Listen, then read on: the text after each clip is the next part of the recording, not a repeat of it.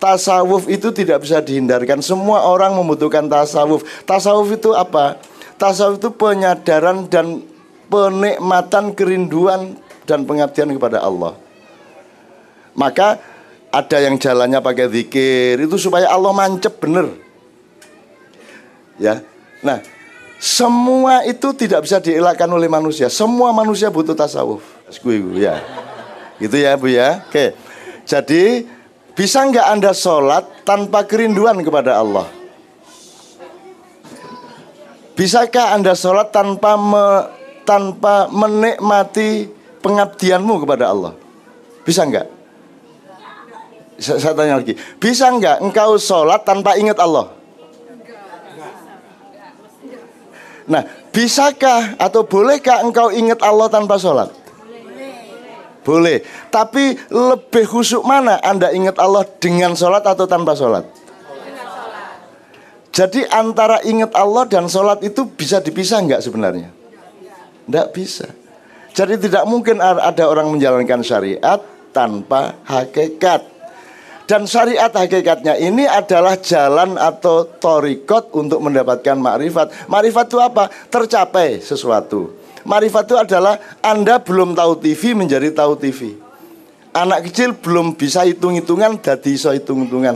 Kamu PKB, kamu Demokrat, kamu PDIP itu identitas karena itu pilihanmu. Tapi kalau kamu adalah kamu, itu pilihan Allah. Itu namanya personalitas, bukan identitas. Sekarang di dunia ini orang tidak ngerti bedanya personalitas sama identitas. Dia pikir namanya siapa, Mas? Santoso. Dipikir Santoso itu identitas. Kan bukan pilihanmu namamu. Siapa sing ngekek jeneng sampean? Bapak. Nah iya, itu bukan identitas. Itu personalitasmu.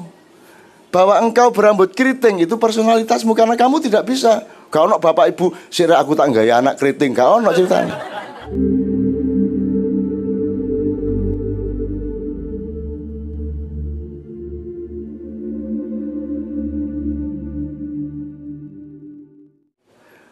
Apa manfaat tasawuf di dalam kehidupan sosial secara umum, secara luas ya Pak ya? Oke, mungkin jawaban saya tidak akan bisa mendalam sebagaimana kalau kita bisa bicara berdua, dan saya tahu beliau sangat tahu jawabannya. Cuman dia mensodakohkan pertanyaan itu agar menjadi pengetahuan kita bersama. Oke, gini aja, saya berangkatnya dari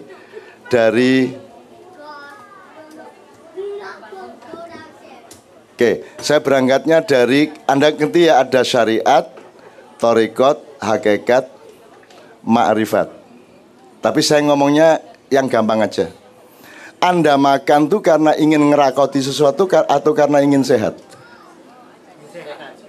Nah, jadi syariatnya itu ngerakoti apa sih ya? Terus mangan gitu ya. Syariatnya itu makan. Hakikatnya sehat. Ma'rifatnya ya, thariqatnya mencari sehat, membangun sehat, ma'rifatnya sehat. Gitu enggak? Anda mencapai kesehatan berarti bermakrifat. Jadi sekarang bisa enggak makan tanpa urusan kesehatan? Bisa enggak? Bisa enggak Anda sehat tanpa makan?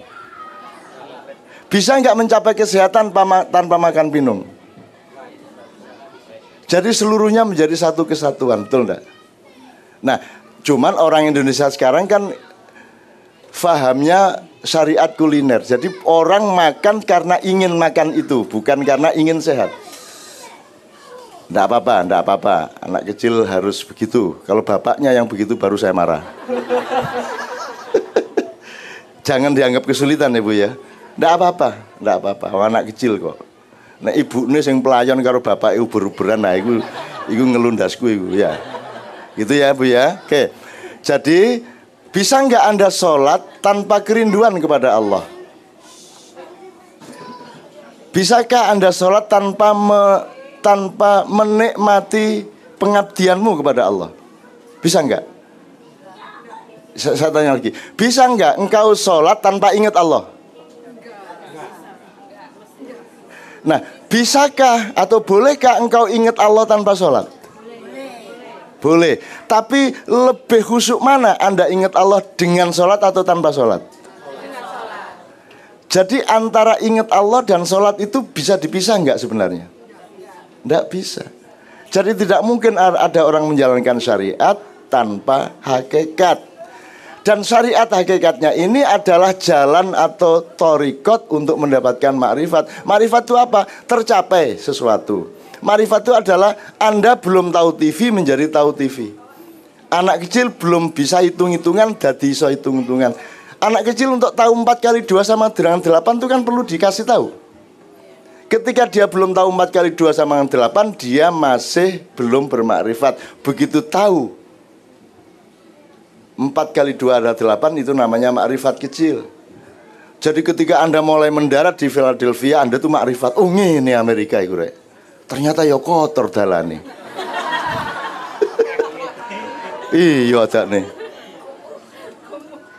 Kumuh ada nih. Wes angel dolek rokok larang, dolek rujak gak ono, angkringan gak ono. Ya opo iki? Wes kudu gawe tempe dhewe, akhirnya produksi tempe kan gitu kan.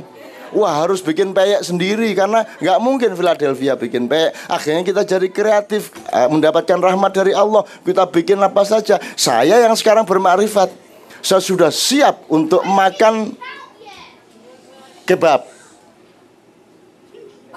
Apa meneh Pak Bia? Sing barat-barat. Steak. Sandwich. Apa meneh rek? Pizza. Udah siap aku. Dadak tutuk ke ini pecel. Mbok tak pikir Amerika rek. Pancet aja gini. Oseng-oseng tempe. Lodeh. Tahu campur. Wes. Nah, jadi kan saya bermakrifat. Saya bermakrifat. Mendapatkan nikmatan rohani yang luar biasa. Jadi saya ingin mengatakan kepada Pak Rid, saya menjelaskannya kepada para jamaah, tidak kepada beliau ya, dengan bahasa beliau bahwa tasawuf itu tidak bisa dihindarkan. Semua orang membutuhkan tasawuf. Tasawuf itu apa? Tasawuf itu penyadaran dan penikmatan kerinduan dan pengabdian kepada Allah. Maka ada yang jalannya pakai zikir itu supaya Allah mancep bener. Ya. Nah, semua itu tidak bisa dielakkan oleh manusia. Semua manusia butuh tasawuf. Apa sebabnya nyun sewu ya? Apa sebabnya banyak teman-teman di sini di Amerika atau di Eropa itu mengalami kebingungan? Kalau di sini di Korea aja, di Korea atau di Hong Kong, tidak apa-apa. Ayo, sing banter. Ya, oke. Louder. It's okay, fine, no problem. Yes. Oke. Ini enggak apa-apa ya, saya jawab loh ya. Saya kalau waktunya sudah dibatasi saya dikasih tahu ya. Di Korea itu Bu, saya sama Mbak Fia sering ke Korea dan terus disuruh ke sana. Hong Kong juga gitu. Ketemu TKI, tapi saya juga punya teman-teman Korea sangat banyak. Jadi di Korea itu saya kasihan sama orang di sana. Ya, kasihan. Kerja gampang, gaji besar, tapi mereka tidak punya waktu untuk menjadi diri mereka sendiri. Ketika Anda kerjakan, Anda bukan diri Anda, tapi Anda pekerja. Nek penggaweane misalnya ini di pabrik ya, ono ngene iki, sedina ngene tok deh. Sedina 15 kali ngene, jadi waktu naik kereta tuh kapilen ngene gitu. Akhirnya arek-arek wedok iku muring-muring kabeh. Lah apa sampean ingin ngene? Itu 15.000 kali gini-gini tok. Jadi orang Korea itu kerja menjadi bagian dari mesin besar yang namanya industri, betul enggak? Kerja keras dan mereka tekun, rajin, luar biasa, total profesional dari jam 8 pagi sampai jam 8 malam.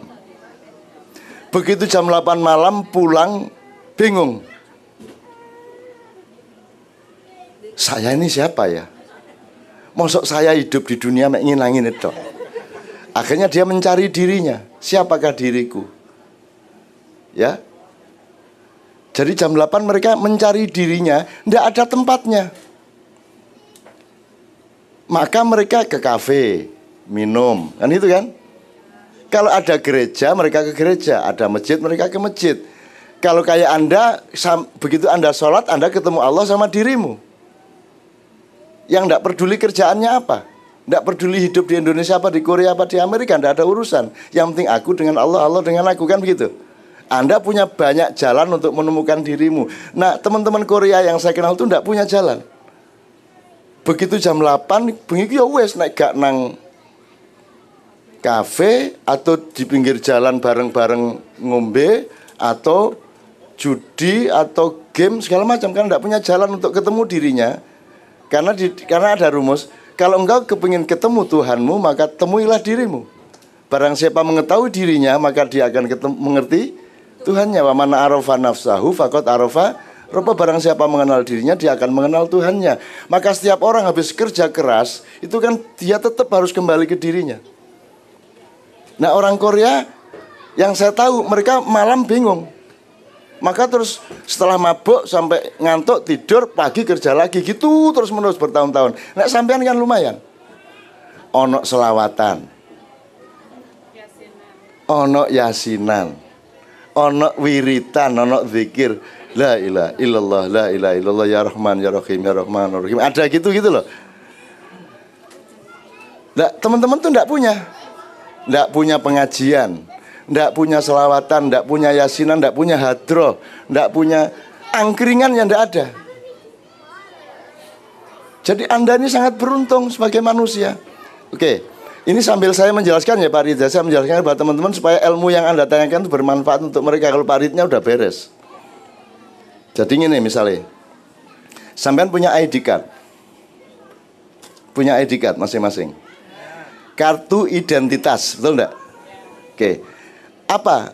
Kolomnya kolom apa kartu identitas itu? Terus?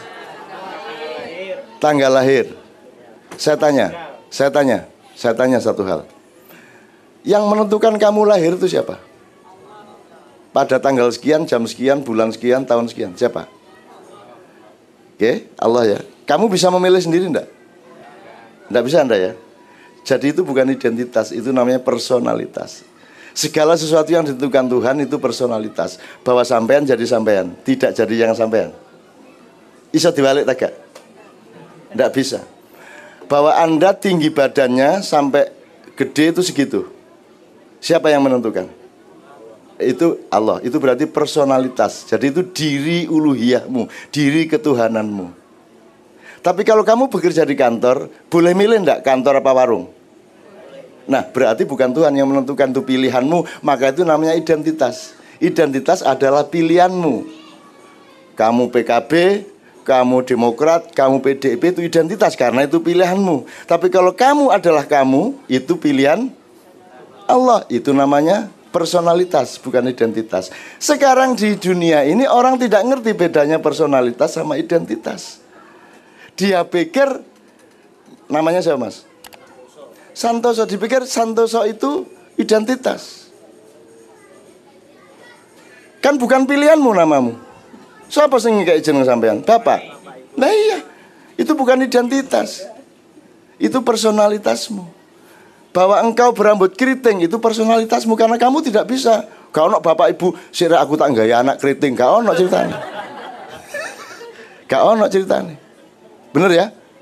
Nah, ketika Anda bekerja, itu Anda sedang mengerjakan identitas Anda. Tapi begitu Anda pulang ke rumah, temuilah personalitasmu. Temuilah dirimu yang sejati. Dirimu yang dari Allah. Dirimu yang dari Allah melalui orang tuamu dan leluhurmu. Itu yang dilupakan di Indonesia. Orang Indonesia tidak menghargai leluhurnya. Orang Indonesia tidak menghargai asal-usulnya. Bahkan Anda jadi orang NU, dari orang Muhammadiyah, jadi ISIS segala macam, Anda menomorsatukan ISIS dan menomorsatukan Islam, betul tidak? Anda menomorsatukan NU dan menomorsatukan Islam. Lebih penting mana, jadi Muslim apa jadi Nahdliyin? Muslim. Nah kalau Muslim itu dari Allah, Islam itu dari Tuhan, maka dia termasuk personalitas. Dia lebih penting. Kalau yang waktu acara kemarin kan soal tela geduk. Ya, saya tanya, Anda tela jadi apa aja bu? Geduk, grepek, kolak, telu ya. Kolak. Anda ke Philadelphia ini posisi tela apa gedok?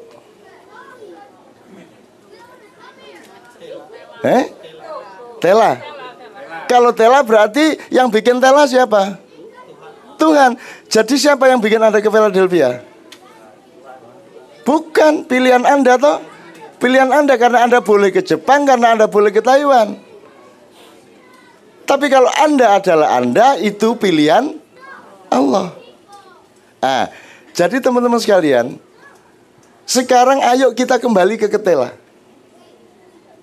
Jangan ribut soal gedok lawan krepek lawan kolak. Karena mereka semua menomorsatukan kolak, gedok dan kolak. Kemarin sudah saya kasih contoh di gedung itu. Kalau orang Jawa ayam berkokok apa? Kukuruyuk. Pak Aliang dari mana Pak Aliang sampean? Cirebon. Di Cirebon ayam berkokok bunyinya apa? Kukuruyuk. Kukuruyuk Pak. Sama dengan Jawa. Kalau Sunda? Kongkorongkong. Madura? Madura kukurunu. Oh enggak, itu Banjar itu. Kan yang ngomong, kadang orang Cina kan gak bisa ngomong kukuluyu. Oh kukuluyu, ya ya. Kalau Cina kukuluyu kata dia Pak. Oke, iya Mas. Apa itu? Barat. Suku Sududu. Apa gimana? Can we listen to it? Can we listen how the Western people sekarang saya tanya, yang benar yang Pak Rich bunyikan tadi, ataukah kongkorongkong, ataukah kukuruyuk, ataukah kukurunu? Yang benar yang mana? Aku tanya yang mana yang benar? Yang benar itu ayamnya. Jelas ya? Yang benar itu ayamnya, karena ayamnya itu personalitas. Allah bikin kayak gitu. Terus kita mencoba menginterpretasikan, coba menirukan, kan begitu. Nah, cara kita menirukan beda-beda. Orang Amerika menirukan tadi itu kayak Pak Rich. Saya nggak bisa menirukan tuh Pak. Kalau orang Sunda menirukannya kongkorongkong, orang Jawa menirukan kukuruyu, orang Madura menirukan ayam tadi kukurunu. Kenapa kita saling menyalahkan di antara kukuruyu sama kukurongkong? Sekarang kan begitu yang terjadi di Indonesia. Saling menyalahkan. Padahal yang benar ayamnya itu. Kan gitu. Maka kalau kita kembali ke ketela, artinya kembali kepada yang Allah ciptakan. Ngerti ya Bu ya? Sebentar. Masuk kayak gak ngerti ya. Gini Bu, ini kayu apa Bu? Triplek. Triplek terbuat dari kayu. Triplek yang bikin siapa? Dengan ilmunya dan teknologinya. Kayu berasal dari apa? Pohon. Yang bikin pohon siapa? Bisakah manusia bikin pohon? Jadi pernah manusia tidak kerja sama Tuhan? Enakmu dewe kon. Nyolong kayu terus kok gawe kursi, kok gawe tembok, terus kamu pikir itu karya kamu. Emang bisa manusia bikin kayu? Tidak bisa. Jadi kamu tidak pernah terlepas dari kerjasama dan manajemen bersama dengan Allah. Kan gitu. Nah pohon itu yang namanya personalitas. Triplek ini identitas. Karena pohon juga boleh dibiarkan jadi pohon aja, nggak perlu diapa-apain. Tapi kan manusia diberi akal sehingga dia bekerja sama Allah, mentakdirkan pasca kayu, dia takdirkan aja jadi triplek. Jadi meja, jadi kayu, jadi pangkal gagang pisau dan seterusnya. Itu namanya identitas. Maka jadi cangkul, jadi keris, jadi parang dan seterusnya. Gitu ya Bu ya. Nah, Anda tidak bisa berhenti pada kayu tanpa menyadari pohon. Betul enggak? Anda tidak bisa berhenti pada pohon tanpa menyadari akar dan tanahnya. Betul enggak? Anda tidak bisa berhenti pada akar dan tanah tanpa menyadari yang menciptakan tanah, bumi, galaksi, planet, dan seluruh alam semesta. Betul enggak? Nah itu yang namanya tasawuf. Menelusuri kesadaran sampai ke pangkal kehidupan. Apa pangkal kehidupan itu? Apa? Yang paling pangkal itu apa? Bu, yang paling awal dari kehidupan. Loh, lahirlah dari bapak ibu. Sebelum lahir ada bapak ibu terus. Pangkalnya itu Tuhan. Gimana saya sampean ini? Kalau enggak ada Allah, ada Anda enggak? Kalau enggak ada Allah, ada bumi enggak? Kalau enggak ada Allah, ada alam semesta enggak? Kalau enggak ada Allah, ada manusia enggak? Kalau enggak ada Allah, ada setan enggak? Ayo. Jadi siapa yang bikin setan? Siapa yang bikin iblis? Siapa yang bikin dajjal? Jadi kamu jangan marah sama iblis. Dia bikinan Allah, dia tugasnya berbeda, ngelatih kamu supaya imanmu kuat. Kalau nggak digoda oleh iblis, kamu tidak akan latihan. Semua pemain-pemain UFC, boxing, WBA, WBO itu punya sparring yang hebat. Dan Anda diberi sparring yang luar biasa, yaitu iblis yang punya anak namanya Dajjal dan punya turunan namanya setan. Itu sparring partnermu untuk membangun imanmu. Jadi jangan benci sama mereka. Tantangan, ayo wani gelut gitu. Tapi tidak pakai kebencian. Anda ini sukanya benci itu loh. Di mana-mana itu kebencian. Se-Indonesia itu benci semua Pak Aliang. Di Facebook itu isinya benci. Betul enggak? Jadi di masjid ini mudah-mudahan yang terjadi adalah kasih. Kasih sayang.